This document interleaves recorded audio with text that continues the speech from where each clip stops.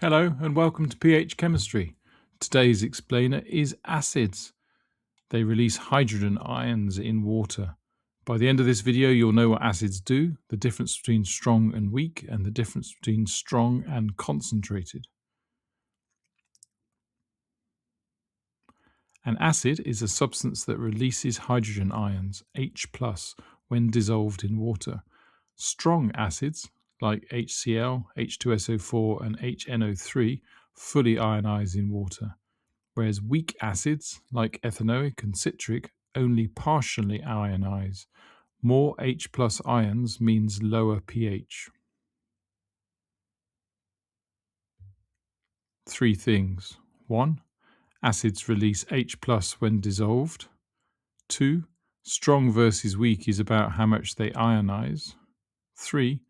Acids react with metals to give a salt and hydrogen, and with alkalis to give a salt and water.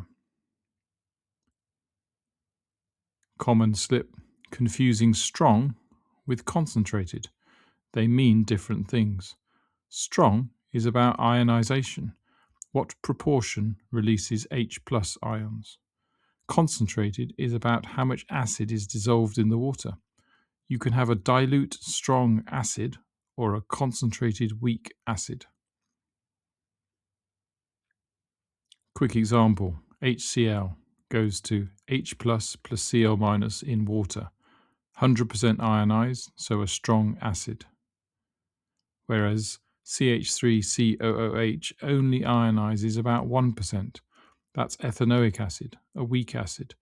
Both can be diluted or concentrated independently.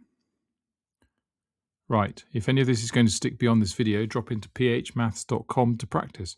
You'll find a free 4-week GCSE higher revision planner ready to download, plus the mastery workbooks across maths, biology, physics and chemistry.